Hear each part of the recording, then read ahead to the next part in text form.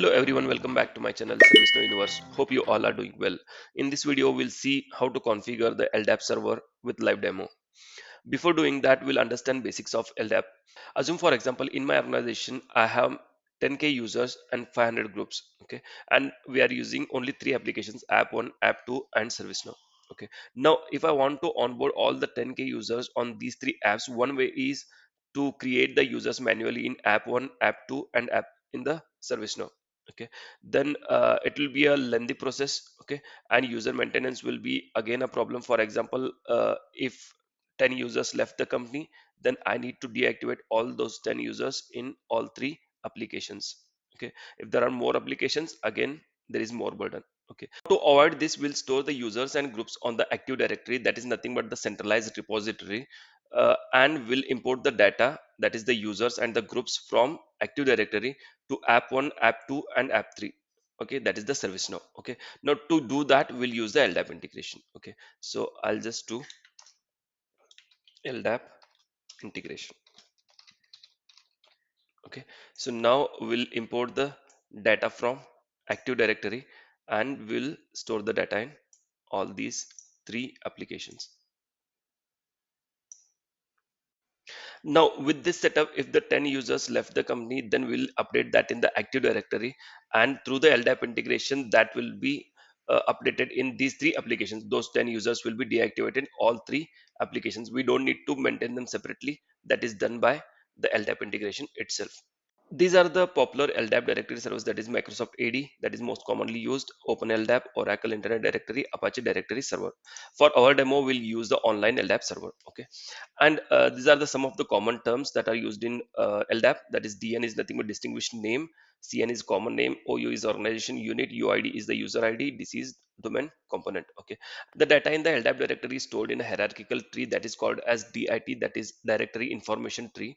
On the top we have the root, that is the company domain component, that is DC, and under that we have different OUs. OU is nothing but the organization units, and users is a OU. Under that we have the user stored. UID is nothing but the user ID.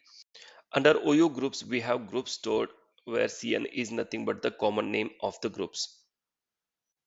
Now let's configure the LDAP server on ServiceNow and import the data, that is the users and groups data, from the LDAP server. So for that, we'll just type in LDAP in the system navigation. Then we see system LDAP module. So if we click on getting started, it will open us the product documentation. If I click on LDAP servers, then we can see the existing LDAP servers.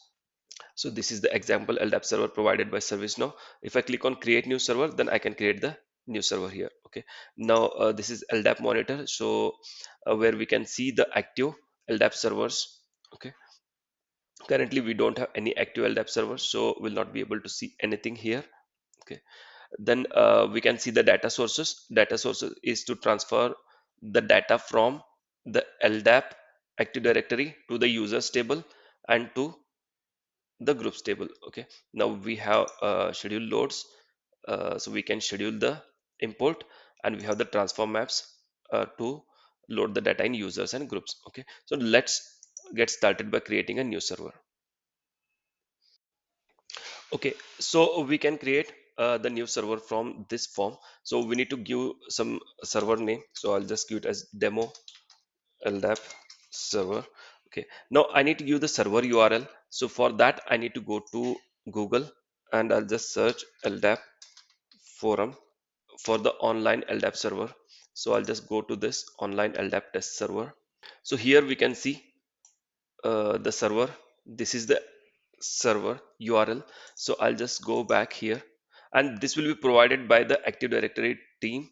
So we just need to replace from host name this to this, and we need to start it from LDAP colon slash slash. Okay, now we need the starting search directory. Okay, so if we go here, then this is our search directory.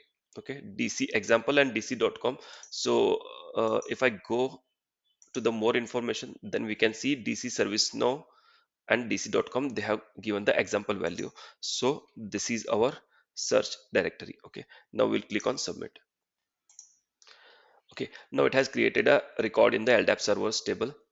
Now we need to add the distinguished name and the password to connect to the LDAP server. So if we go back here, now we can see the distinguished name here, that is DN is nothing but the distinguished name. So we'll just copy this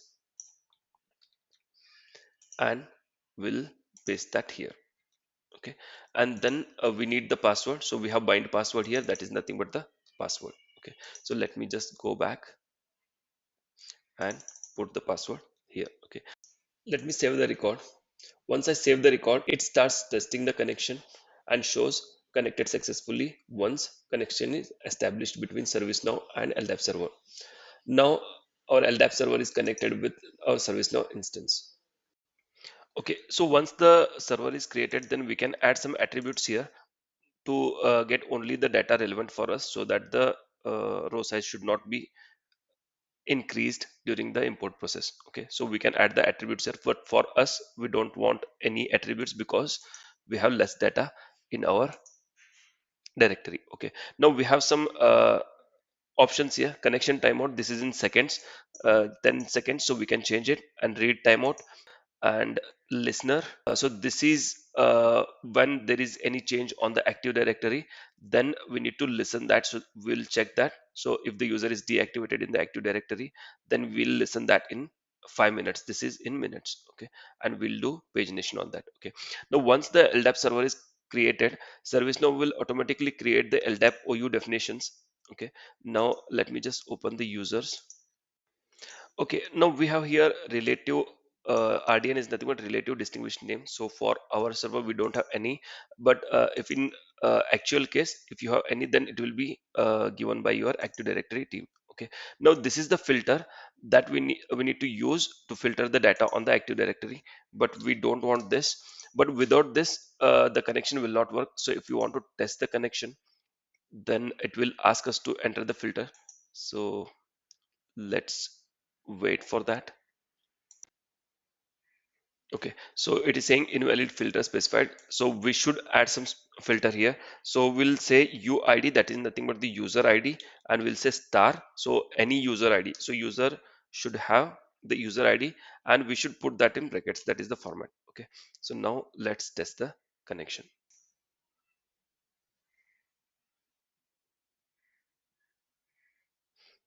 Okay, now the connection is successful. We can click on browse button to see the data in the Active Directory before moving to user table itself.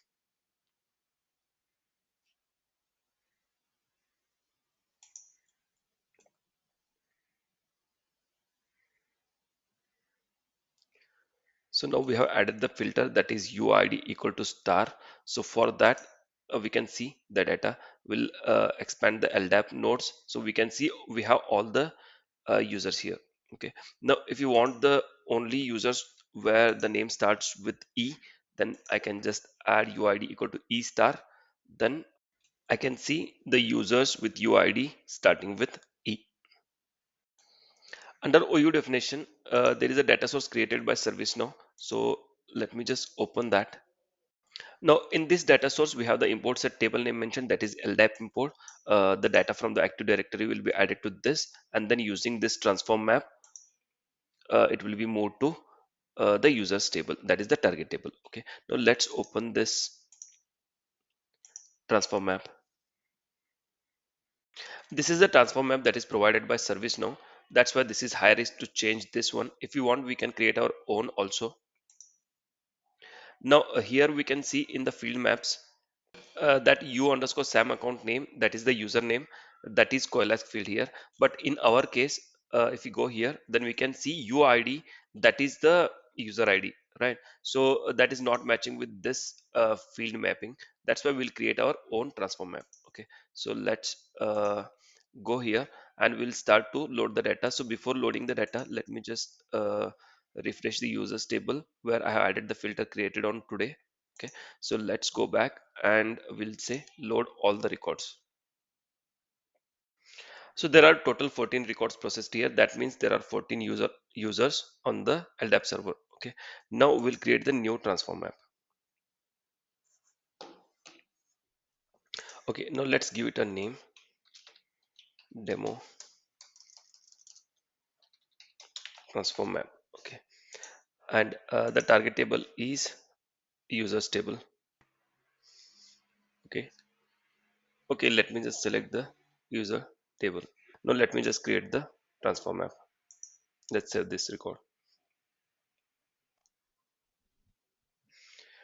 Okay, now let's create the field mapping. So we can use the mapping assist also, but let's create it manually. Okay, so if we go here, then we can see UID, that is the user ID. CN is nothing but the name, that is common name is the name here. So I'll just select the source field, that is UID. Okay, and in the target table, that is nothing but the user ID. Okay, so this is the coalesce field. Okay, so let me just save this.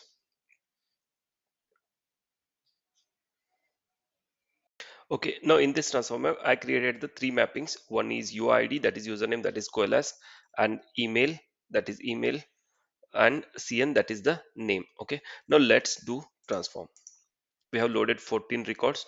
So before that, let me just refresh the users table again. So we don't have any users created here. So now we'll just go and do the transform. Okay, so once we transform, we should expect 14 records to be created here in the users table. Okay, so let's refresh this.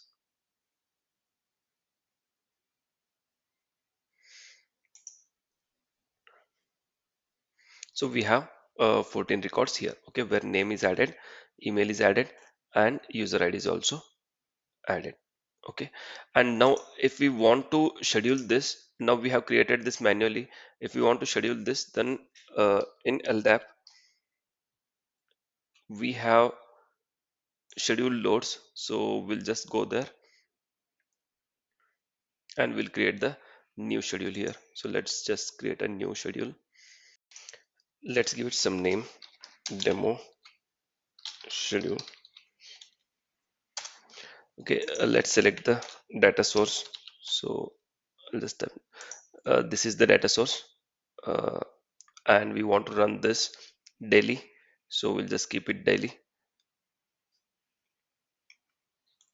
and we'll save this. Now the user data from the LDAP server is imported daily using this schedule data import. This is how we can configure the LDAP integration in ServiceNow.